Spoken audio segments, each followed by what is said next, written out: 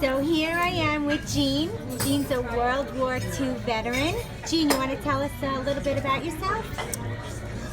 Well, I don't know how much good there is, but I enlisted in 1943 after I graduated from high school. I was still 17, but the Army takes your enlistment, providing your mother signs for it, but doesn't put you on active duty until your 18th birthday, which was in November. Initially, I was scheduled to go to the Army had a special program for intelligence officers that would get me a college degree and so on. However, about 3 months later, I was in basic training, and they decided that they were about to invade Europe, and they didn't need intelligence officers 4 years from now. They needed infantry, and that's how I ended up in the 100th Infantry Division. Actually, I stayed in the service for 4 years.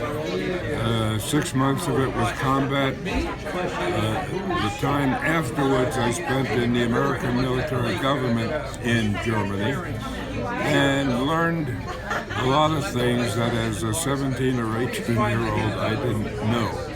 I didn't really understand Nazis and SS and all of that, other than from a combat role. Stayed in long enough that I found the light of my life, the girl that I married. We were married in Germany, actually.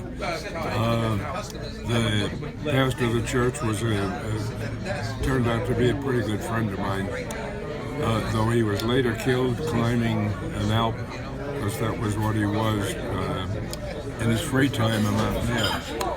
So there is a kind of message that I try to get across, particularly to young people. In the training, they told us that your best chance of survival in combat will be if you do the job that's assigned to you and if you take care of the guy next to you. Because he'll do the same, and there's no guarantee you're going to survive, but you're going to have your best chance of doing that. In terms of what really happened, my best buddy that I was in, he was a bunkmate in basic training and got assigned to the same 100th Division. He didn't make it. Dick Lloyd, another guy that was in my outfit, a friend, didn't make it. And I came home with all the original parts intact, and it's just the way life is. So the message I like young people to get is that whatever job you have, you do your best to do that job, whether it's school or being a good son or playing baseball or whatever it is. Any important thing, you must do the best you can at that job. That will allow you to face anything that life is going to throw at you, good, bad, or indifferent. It also means you take care of your buddy. Well, it's not war anymore, but it does mean you take care of your brothers and sisters and all of that. So, aside from that, I guess I learned things about bad things about the SS, who ran the concentration camps. By the way, I get upset when somebody who has never seen it has an opinion about what the concentration camps were. As it happens, my outfit liberated Dachau. I was in there. I saw the gas chambers. I saw the ovens. I saw the emaciated people. Matter of fact, a survivor of the death camps, Ernst Einhorn by name, became a lifelong friend. I helped him after the war to learn enough English that he could join the Army. 2 years later, he was able to apply for citizenship, emigrated to Chicago, where he became a very successful builder, and in a way, the American dream.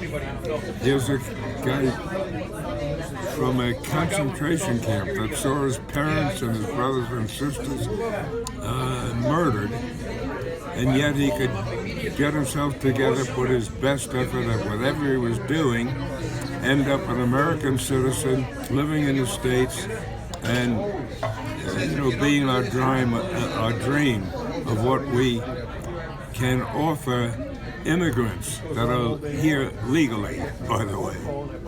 So, I don't know, do you have any questions? No, that was it, George. I think you're an amazing hero, and I just wanted the people to see you and get to Okay, know about you. I want to correct you on one thing. Myself, and as well as many others that receive medals, we get uncomfortable about the hero thing. Why? Because we've all seen people who did more than we did, but an officer didn't see it, so didn't get the medal. What we did, when you sign up in the military, you promise you will do the job, whatever they assign to you. If you take that seriously, you do the best job you can, and you don't complain about, I was supposed to go to college and now I'm in the infantry. The government put you in the infantry, that's when you became a hero. When you signed that oath that you're going to take the job and do the best you can. And maybe that's heroic, but the action itself, we're just doing our job. 95% of the people that receive the medal will answer the same way. I was just doing my job. I'm more proud of that than the medal I got. Thank you for your service, Gene. Thank you very much, and I'm sorry I was not prepared for this interview, so otherwise I probably would have been funnier or something. I'll get you next week. Okay, thank you. Thank you, Gene. I keep calling you George. Gene.